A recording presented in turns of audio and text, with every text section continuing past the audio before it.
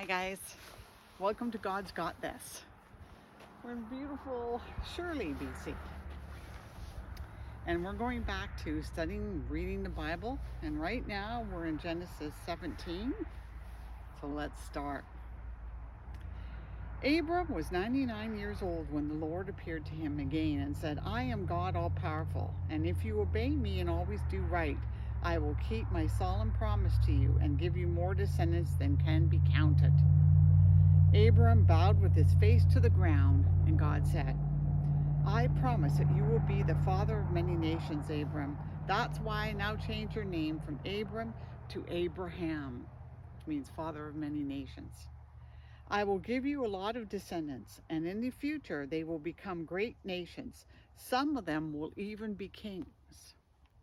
I will always keep the promise I have made to you and your descendants, because I am your God and their God. I will give you and them the land in which you are now a foreigner. I will give the whole land of Canaan to your family forever, Abraham, and I will be their God. Abraham, you and all future members of your family must promise to obey me. As a sign that you must keep this promise, you must circumcise every man and boy in your family. From now on, your family must circumcise every baby boy who is 8 days old. You must even circumcise any man or boy you have as a slave, both those born in your homes and those who buy from foreigners. This will be a sign that my promise to you will last forever. Any man who isn't circumcised hasn't kept his promise to me and cannot be one of my people. Abraham, your wife's name will now be Sarah instead of Sarai. I will bless her, and you will have a son by her. She will become the mother of nations, and some of her descendants will even be kings. Abraham bowed with his face to the ground, and he thought, I'm almost 100 years old. How can I become a father? And Sarah is 90. How can she have a child? That would definitely have to be a miracle of God, wouldn't it? So he started laughing, and then he asked God, why not let Ishmael inherit what you have promised me? But God answered, no, you and Sarah will have a son. His name will be Isaac, and I will make an everlasting promise to him and his descendants. I have heard what you asked me to do for Ishmael, and so I will also bless him with many descendants. He will be the father of 12 princes, and I will make his family a great nation. But your son Isaac will be born about this time next year, and the promise I am making to you and to your family will be for him and his descendants forever. God finished speaking to Abraham, and then he left. On that same day, Abraham obeyed God by circumcising Ishmael, and Abraham was also circumcised, and so were all the other men and boys in his household, including his servants and the slaves. He was 99 years old at the time, and his son Ishmael was 13. Wow, quite a big age difference there. One hot summer afternoon, Abraham was sitting by the entrance to his tent near the sacred trees of Mamre when the Lord appeared to him. And Abraham looked up and saw 3 men standing nearby. He quickly ran to meet them, bowed with his face to the ground, and said, Please come to my home where I can serve you. I'll have some water brought so you can wash your feet. Then you can rest under the tree. Let me get you some food to give you strength before you leave. I would be honored to serve you. What a great man Abraham was. Thank you very much, they answered. We accept your offer. Abraham quickly went to his tent and said to Sarah, Hurry, get a large sack of flour and make some bread. After saying this, he rushed off to his herd of cattle, and he picked out one of the best calves, which his servant quickly prepared. He then served his guests some yogurt and milk together with the meat. And while they were eating, he stood near them under the trees, and they asked, Where is your wife Sarah? She is right there in the tent, Abraham answered. One of the guests was the Lord, Yeshua, Jesus, and he said, I'll come back about this time next year, and when I do, Sarah will already have a son. Sarah was behind Abraham, listening at the entrance to the tent. And Abraham and Sarah were very old, and Sarah was well past the age for having children. So she laughed and said to herself, now that I am worn out and my husband is old, will I really know such happiness to have a child at my age at 90? The Lord asked Abraham, why did Sarah laugh? Does she doubt that she can have a child in her old age? I am the Lord. There is nothing too difficult for me. I'll come back next year at the time I promised, and Sarah will already have a son. And that is so true. We doubt and forget that there is nothing too difficult for God to handle and to do. He's the creator of earth and all mankind. Nothing's impossible for him. So we need to keep our faith and stop doubting. Sarah was so frightened that she lied and said, I didn't laugh. Yes, you did, he answered. When the three men got ready to leave, they looked down towards Sodom, and Abraham walked part of the way with them. The Lord said to himself, I should tell Abraham what I'm going to do, since his family will become a great and powerful nation that will be a blessing to all other nations on earth. I have chosen him to teach his family to obey me forever and to do what is right and fair. Then I will give Abraham many descendants, just as I promised. The Lord said, Abraham, I have heard that the people of Sodom and Gomorrah are doing all kinds of evil things. Now I'm going down to see for myself if these people really are that bad, and if they aren't, I want to know about it. God came down to see for himself. The Lord said, Abraham, I have heard that the people of Sodom and Gomorrah are doing all kinds of evil things. Sorry, I'm repeating myself. The men turned and started towards Sodom, but the Lord stayed with Abraham, who asked, Lord, when you destroy the evil people, are you also going to destroy those who are good? Wouldn't you spare the city if there are only 50 good people in it? You surely wouldn't let them be killed when you destroy the evil ones. You are the judge of all the earth, and you do what is right. The Lord replied, if I find 50 good people in Sodom, I will save the city to keep them from being killed. Abraham answered, I am nothing more than the dust of the earth. Please forgive me, Lord, for daring to speak to you like this.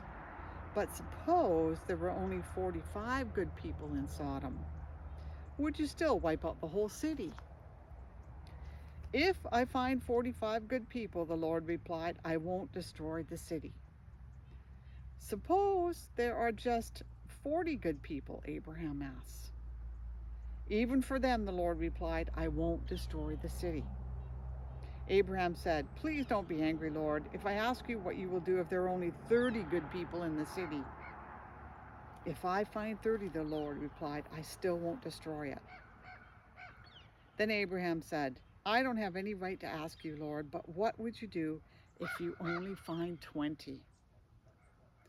Because of them, I won't destroy the city, was the Lord's answer. Finally, Abraham said, please don't get angry, Lord, if I speak just one time more. Suppose you find only 10 good people there. For the sake of 10 good people, the Lord told him, I still won't destroy the city. After speaking with Abraham, the Lord left, and Abraham went back home. Now that evening, the two angels arrived in Sodom, while Lot was sitting near the city gate. And when Lot saw them, he got up and bowed down low and said, Gentlemen, I am your servant. Please come to my home. You can wash your feet, spend the night, and be on your way in the morning. They told him, no, we'll spend the night in the city square.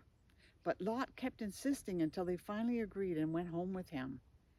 He baked some bread, cooked a meal, and they all ate. Before Lot and his guests could go to bed, every man in Sodom, young and old, came and stood outside his house and started shouting, Where are your visitors? Send them out so we can have sex with them. Lot went outside and shut the door behind him. And then he said, Friends, please don't do such a terrible thing. I have 2 daughters who have never been married. I'll bring them out and you can do what you want with them. But don't harm these men. They are guests in my home. Don't get in our way, the crowd answered. You're an outsider. What right do you have to order us around? We'll do worse things to you than we're going to do to them. The crowd kept arguing with Lot. Finally, they rushed towards the door to break it down, but the 2 angels in the house reached out and pulled Lot safely inside. And then they struck everyone in the crowd blind, and none of them could find the door. The 2 angels said to Lot, "The Lord has heard many terrible things about the people of Sodom, and he has sent us here to destroy this city. Take your family and leave, Lot. Take every relative you have in the city, as well as the men your daughters are going to marry." Lot went to the men who were engaged to his daughters and said, "Hurry and get out of here. The Lord is going to destroy this city." But they thought he was joking, and they laughed at him. Early the next morning, the 2 angels tried to make Lot hurry and leave, and they said, "Take your wife and your 2 daughters and get out of here as fast as you can. If you don't, every one of you will be killed when the Lord destroys the city." At first, Lot just stood there, but the Lord wanted to save him. So the angels took Lot, his wife, and his 2 daughters by the hand and led them out of the city. When they were outside, one of the angels said, "Run for your lives. Don't even look back. Don't stop in the valley. Run to the hills where you will be safe." Lot answered, "You have done us a great favor. Sir, you have saved our lives, but please don't make us go to the hills. That's too far away. The city will be destroyed before we can get there, and we will be killed when it happens. There's a town near here. It's only a small place, but my family and I will be safe if you let us go there." "All right, go there," the angels answered. "I won't destroy that town. Hurry, run. I can't do anything until you're safely there." The town was later called Zor because Lot had said it was small. Now the sun was coming up as Lot reached the town of Zor, and the Lord sent burning sulfur down like rain on Sodom and Gomorrah. He destroyed those cities and everyone who lived in them, as well as their land and the trees and the grass that grew there. And on the way, Lot's wife looked back and was turned into a block of salt. That same morning, Abraham got up and went to the place where he had stood, and he spoke with the Lord. He looked down towards Sodom and Gomorrah and saw smoke rising from all over the land. It was like a flaming furnace. When God destroyed the cities of the valley where Lot lived, he remembered his promise to Abraham, and he saved Lot from the terrible destruction. Lot was afraid to stay on Zor, so he took his 2 daughters and he moved to a cave in the hill country. One day his older daughter said to her sister, "Our father is quite old, and there are no men anywhere for us to marry. Let's get our father drunk. Then we can sleep with him and have children." That night they got their father drunk, and the older daughter got in bed with him, but he was too drunk to even know she was there. The next day, the older daughter said to her sister, "I slept with my father last night. We'll get him drunk again tonight so you can go into him and we can each have a child." That night, they got their father drunk, and this time the younger sister slept with him, but once again he was too drunk even to know she was there. That's how Lot's 2 daughters had their children. The older daughter named her son Moab, and he is the ancestor of the Moabites. The younger daughter named her son Ben-Ammi, and he is the ancestor of the Ammonites. Well, Abraham moved to the southern desert, where he settled between Kadesh and Shur. Later he went to Gerar, and while there, he told everyone that his wife Sarah was his sister. So King Abimelech of Gerar had Sarah brought to him. But God said to Abimelech in a dream and said, "You have taken a married woman, and for this you will die." Amalek said to the Lord, "Don't kill me. I haven't slept with Sarah. Didn't they say they were brother and sister? I'm completely innocent." God spoke to Amalek in another dream and said, "I know you are innocent. That's why I kept you from sleeping with Sarah and doing anything wrong." God can keep us from so many things that our flesh wants to do that is wrong, but God can keep us from that if we just ask Him and believe. Her husband is a prophet. Now let her go back to him, and his prayers will save you from death. But if you don't return her, you and all your people will die. Early the next morning, Amalek sent for his officials, and when he told them what had happened, they were frightened. Amalek then called in Abraham and said, "Look what you've done to us. What have I ever done to you? Why did you make me and my nation guilty of such a terrible sin?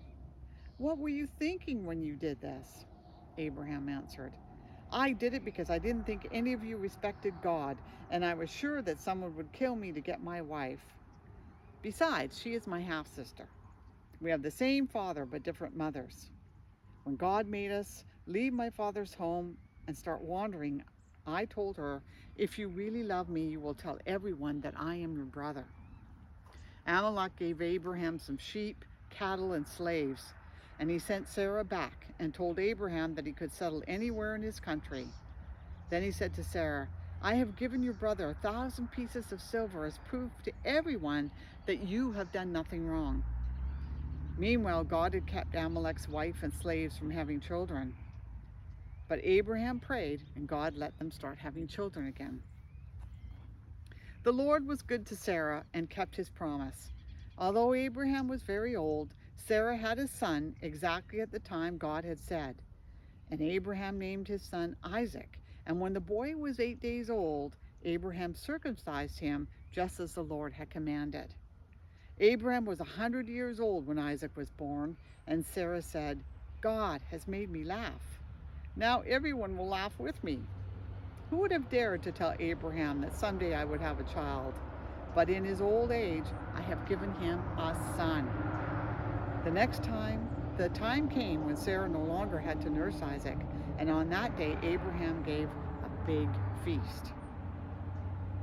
Well, one day Sarah noticed Hagar's son Ishmael playing, and she said to Abraham, "Get rid of that Egyptian slave woman and her son. I don't want him to inherit anything. It should all go to my son Isaac." Abraham was worried about Ishmael, but God said, "Abraham, don't worry about your slave woman and the boy. Just do what Sarah tells you to do. Isaac will inherit your family name. But the son of the slave woman is also your son, and I will make his descendants into a great nation also." So early the next morning, Abraham gave Hagar an animal skin full of water and some bread, and then he put the boy on her shoulder and sent them both away. They wandered around on the desert near Beersheba, and after they had run out of water, Hagar put her son under a bush, and then she sat down a long way off because she could not bear to watch him die, and she cried bitterly.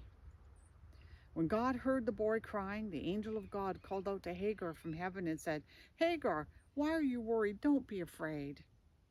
I have heard your son crying. Help him up and hold his hand, because I will make him the father of a great nation." And then God let her see a well. So she went to the well and filled this filled the skin with water, and then gave some to her son.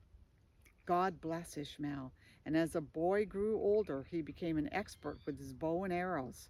And he lived in the Paran desert, and his mother chose an Egyptian woman for him to marry.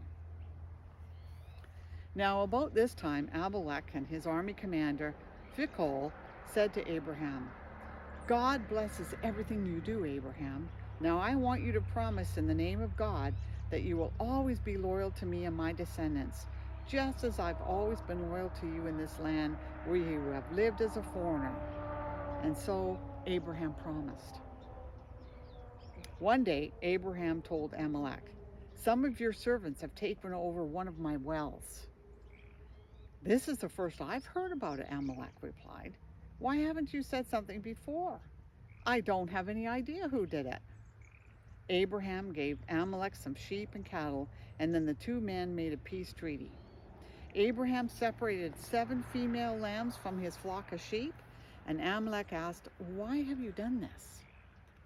Abraham told him, I want you to accept these 7 lambs as proof that I dug this well. So they called the place Beersheba because they made a treaty there. When the treaty was completed, Abimelech and his army commander Phicol went back to the land of the Philistines. Abraham planted a tamarisk tree in Beersheba and worshiped the eternal Lord God. Then Abraham lived a long time as a foreigner in the land of the Philistines. Have a look where I'm standing. It's a great big gravel pit. Beautiful place. Ocean just on the other side. Very quiet out here. Not too many people around. A good place to take a little stop. Well, some years later, God decided to test Abraham, so he spoke to him. And Abraham answered, Here I am, Lord. The Lord said, Go get Isaac, your only son, the one you dearly love. Take him to the land of Moriah, and I will show you a mountain where you must sacrifice him to me on the fires of an altar. So Abraham got up early the next morning and chopped the wood for the fire. He put a saddle on his donkey and left with Isaac and the 2 servants for the place where God had told him to go. 3 days later, Abraham looked off in the distance and saw the place. So he told his servants, Stay here with the donkey while my son and I go over there to worship. We will come back. Abraham put the wood on Isaac's shoulder, but he carried the hot coals and the knife. As the 2 of them walked along, Isaac said, Father, we have the coals and the wood, but where is the lamb for the sacrifice? My son, Abraham answered, God will provide the lamb. And isn't that just telling for the future when the Messiah comes as a sacrificial lamb? God provides. The 2 of them walked on, and when they reached the place that God had told him about, Abraham built an altar and placed the wood on it. And next he tied up his son and he put him on the wood. He then took the knife and got ready to kill his son. But the Lord's angel shouted from heaven, Abraham, Abraham. Here I am, he answered. Don't hurt the boy or harm him in any way, the angel said. Now I know that you truly obey God, because you were willing to offer him your only son, just as God did, offered his only son. Abraham looked up and saw a ram caught by its horns in the bushes. So he took the ram and sacrificed it in place of his son. And Abraham named that place, The Lord Will Provide. And even now people say, on the mountain of the Lord, it will be provided. The Lord's angel called out from heaven a second time.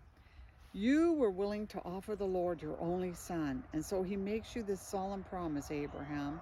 I will bless you and give you such a large family that someday your descendants will be more numerous than the stars in the sky or the grains of sand along the beach. They will defeat their enemies and take over the cities where their enemies live. You have obeyed me. And so you and your descendants will be a blessing to all nations on earth. Abraham and Isaac went back to the servants who had come with them, and they returned to Abraham's home in Beersheba. And we're going to continue on next time in verse 23 about Sarah's death and burial and a wife for Isaac, and carry on. God is so good. He is our great provider. And there's nothing impossible for him that he can't do. And he hears our prayers, and he will answer our prayers, even though we don't always see it. We don't see it right away. I think sometimes we get impatient. We just want our prayers answered right now. I know I'm guilty of that. I don't like waiting sometimes. But God's timing is not our timing. His ways are not our ways. He thinks differently than we do. And we have to remember that. So, until the next time, have a great day, and please like and subscribe and come back again.